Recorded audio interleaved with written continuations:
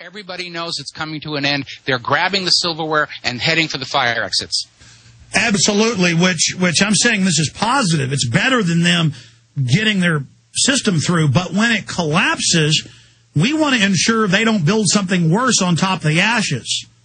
That's absolutely correct. What we, the American people, need to be doing right now, very seriously, is deciding what kind of a nation we're going to want in the next chapter of the history of the North American continent.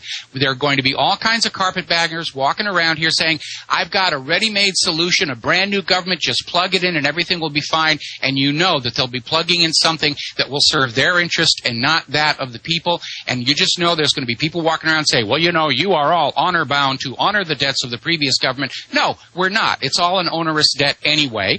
The whole point of having one government collapse and starting a new one is everybody gets a clean start. It's like the ancient Roman Jubilee. All debts are wiped out. Everybody gets to start. But that's the crazy thing, Mike, is they've set up Northcom and the police state, and Thomas Barnett and others at the Pentagon admit that this whole thing is to extract the money from us, money we don't owe to these banks. They just made all these derivatives up. I mean, you know, I don't think Northcom is going to carry it out, no matter how many flus they stage, how many terror attacks they stage. I don't see this working. We got Rock Howard, the chairman of the Travis County Libertarian Party, coming up. Mike, stay there.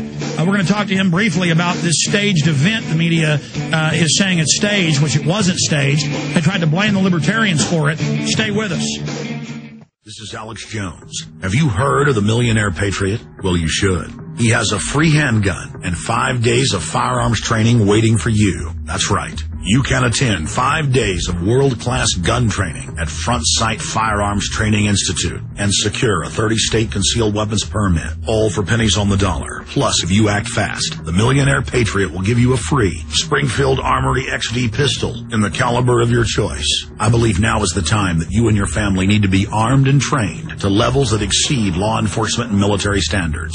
Front Sight provides such training without any boot camp mentality or drill instructor attitudes. This is real. Don't miss out. Secure a Front Sight defensive handgun course, plus a 30-state concealed weapons permit for pennies on the dollar, and get your free handgun. Go to frontsight.com today. That's FRONTSIGHT.com. Go to frontsight.com for your training and free gun.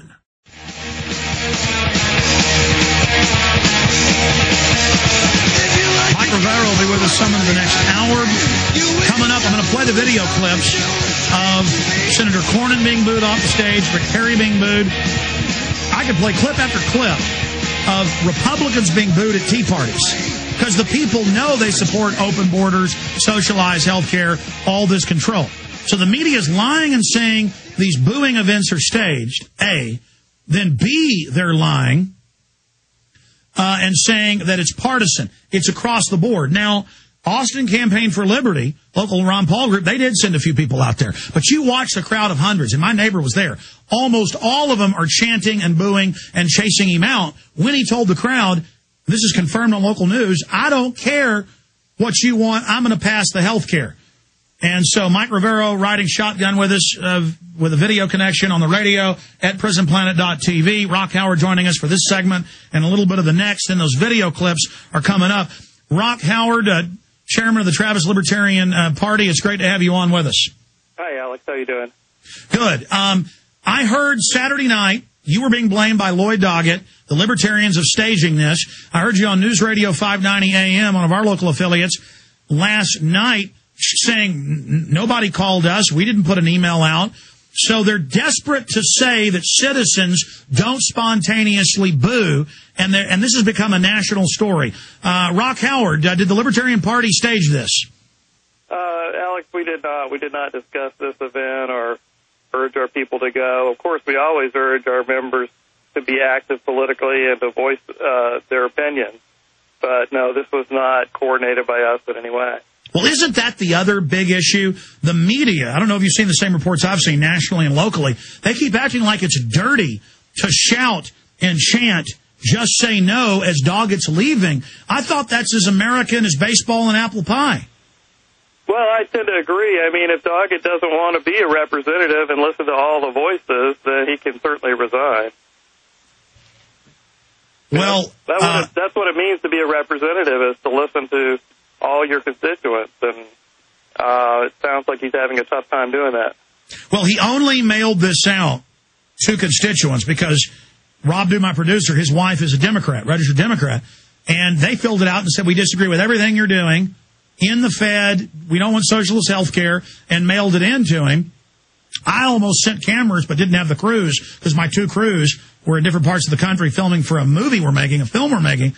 But Rock Howard, to you, what does this signify in America that Congressman Castle's booed off the stage, Senator Specter's booed off the stage? I mean, Republicans and Democrats.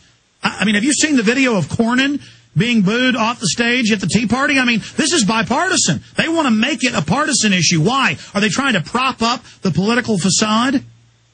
Well, I can't speak to that, but I can say that, yes, I've seen the events with Cornyn. I had close friends and members of our party were at both the Cornyn event and this latest event with Doggett. And we don't see it as a partisan thing. We see it as the citizens trying to take action. And I think what I'm hoping that might be behind this, and people might get the idea, is, you know, maybe it's time in America we did, like George Washington suggested, and just get away from political parties, because it's not proving to be helpful for anything we need to accomplish. Yeah, we need to get away from parties and get into issues. And until, you know, the first few presidents, it wasn't a party issue, and then it becomes this Coke versus Pepsi, Chevy versus Ford. Instead of going, hey, the same guy owns both factories, or it's like Don King boxing with these two parties. We need to get rid of Don King. Stop talking about Republican versus Democrat and talk about the manager of the fight.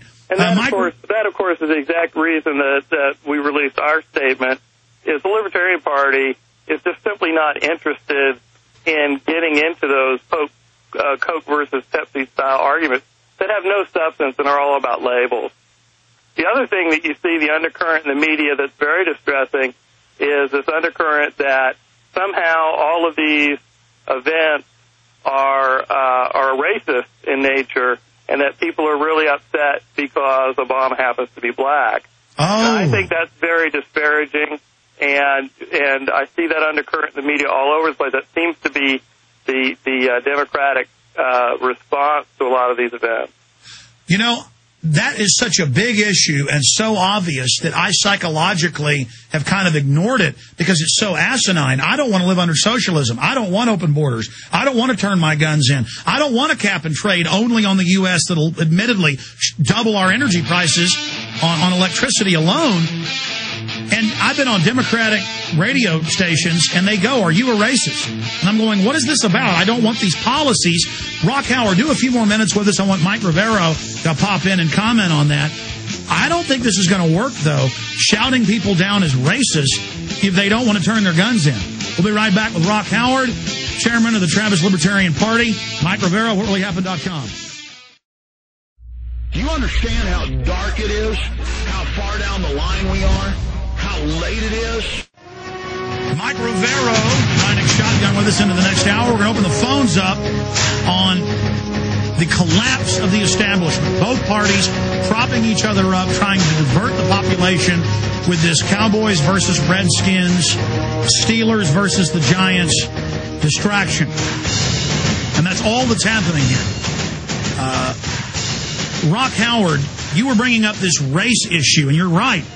I go on Air America type stations in L.A., in Dallas, in New York, and I'll be on talking about the cap and trade and how bad it is for industry, and they say, caller after caller says, why do you hate black people?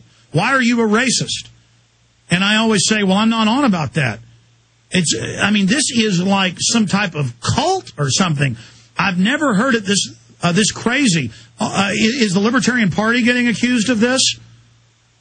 I haven't seen that particular accusation, but we've been lumped in with a lot of other people they want to attack, like conservatives and so forth. And the presumption just seems to be they seem to have a talking point right now that anybody who disagrees with us is a racist. And that's a pretty difficult thing to overcome, but, you know, it's pretty standard political practice. But I also see it backfiring. I mean, anybody with half a brain is going to get sick of that. And by overusing the term racist, I think in a lot of ways it's actually legitimizing a lot of real races because people are just sick of it. I mean, I think they're really crying wolf on this. I've got one more question for you in a moment, Rock, and I want to fire out the Libertarian Party Travis County site, the national site as well. But I wanted to go back to Mike Rivero. We've got the head of the Libertarian Party here in Austin on dealing with this. Do you have any questions for him, Mike Rivero? Well, I don't have a question, but I do have a comment, and you're absolutely right. This thing about screaming racism when any comment or criticism is directed at Obama's policies is going to backfire, mostly because, to use another example, Israel has for decades, anytime you comment or criticize their actions in Palestine or Lebanon, they come back and they say, oh, you just hate the Jewish people, you're anti-Semite, blah, blah, blah. And they've so burned it out that it's not effective anymore. And people are recognizing that it was just another way of dodging the argument and trying to demonize critics.